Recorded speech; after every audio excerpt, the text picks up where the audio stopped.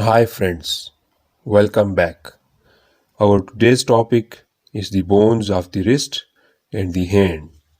So we are going to discuss a little bit about the osteology of the wrist and that of the hand. So this model clearly shows the wrist bones and the bones of the hand. So these proximal, comparatively smaller and somehow cubical or rounded bones comprising the wrist are the bones of the wrist. And distal to these bones are these a bit longer bones comprising the body of the hand and fingers are the bones of the hand. So first we discuss the wrist bones and then we proceed towards the bones of the hand.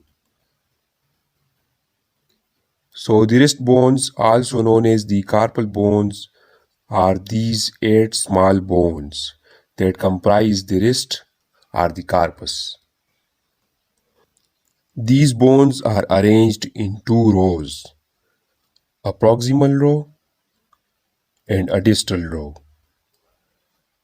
Each of these rows has 4 bones. The bones of the proximal row are the scaphoid, lunate, triquetrum, pisiform,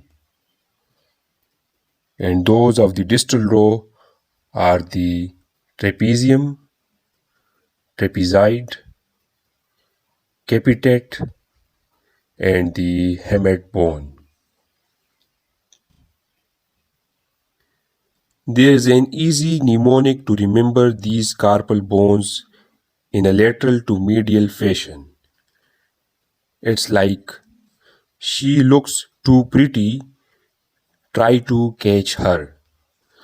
So, in this mnemonic, she corresponds to scaphoid, looks for lunate, 2 for triquetrum, pretty for pisiform, tri for trapezium, 2 for trapezoid, catch for capitate, and the word her for hamate.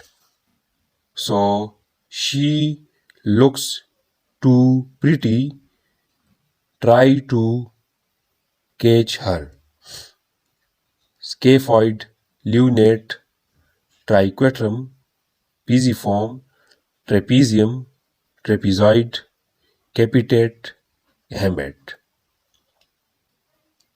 So the scaphoid bone is named so because the word scaph in Greek is for something hollowed out. So it has this tuft-like indentation there on the ventral surface. That's why it's named so. It is the largest, most lateral carpal bone of the proximal row. Just medial to the scaphoid is the lunate bone, which is roughly semilunar shaped. These two, that is the scaphoid and lunate bones, articulate with the carpal articular surface of the radius bone. And medial to the lunate is this bone, the triquetrum. It is roughly pyramidal shaped and is the most medial bone of the proximal row. Anterior to the triquetrum is this sesamoid bone, the pisiform bone. It is a small P-shaped bone and it lies in this tendon, which is the tendon of the flexor carpi ulnaris muscle. Now looking into the distal row. So the most lateral carpal bone of the distal row is the trapezium bone. This bone forms a saddle joint with the first metacarpal bone, thus allowing the great mobility of the thumb. Between the trapezium and the capitate is the trapezoid bone, and it is named for its trapezoid shape.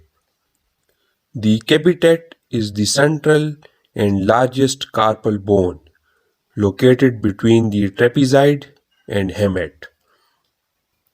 The word capit means head, so the capitate bone is named for its rounded head, which sits in the concavity formed by the scaphoid and the lunate bones.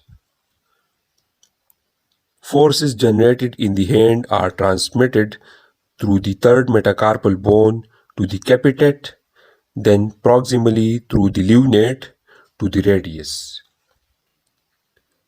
The most medial bone in the distal row is this bone, the hamate bone.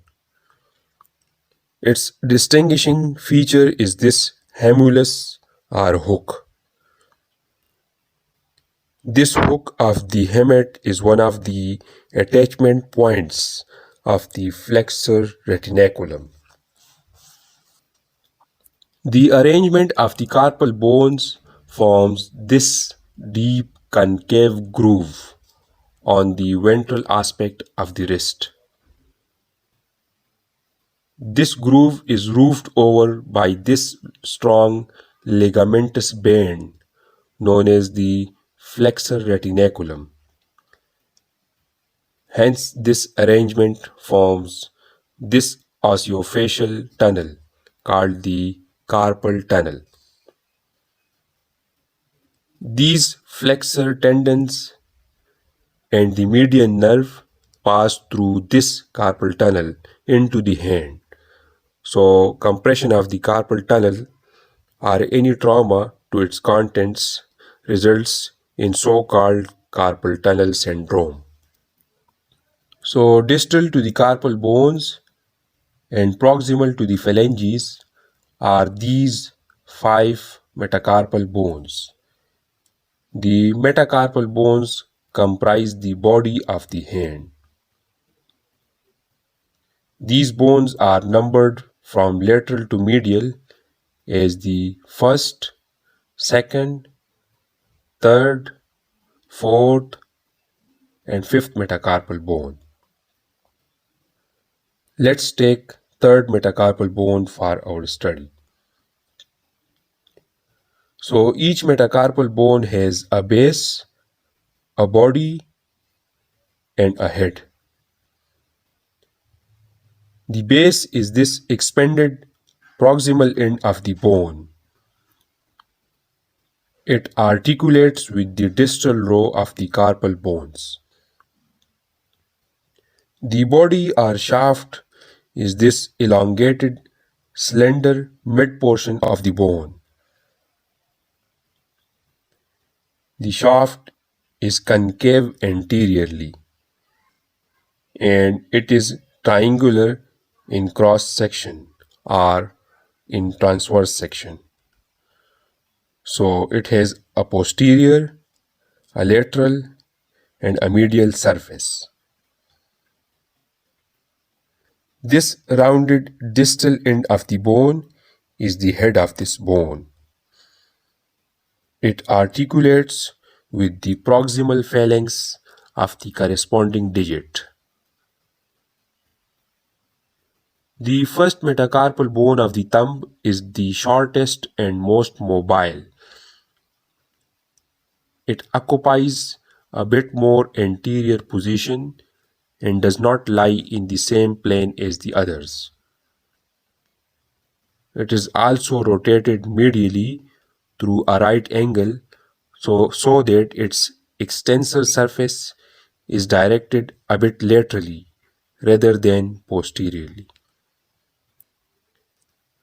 Now the phalanges are these bones that comprise the digits of the hand. As with the metacarpals, each of these has a base, a body or shaft, and a head. The thumb has two phalanges, a proximal phalanx and a distal phalanx, whereas each other digit has three phalanges: a proximal phalanx, a middle phalanx, and a distal phalanx. Thus, in each hand, there are 14 phalanges in total.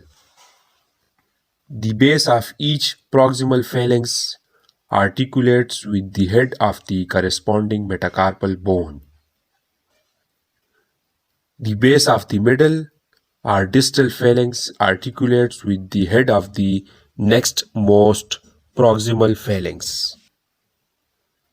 The body of each distal phalanx is very short, as you can see clearly. So this was a tutorial on the bones of the wrist and the hand, and after this we are done with the osteology of the upper limb. So we have covered the bones of the upper limb, and next we will proceed towards the musculature of the upper limb. So stay with us. Thank you so much.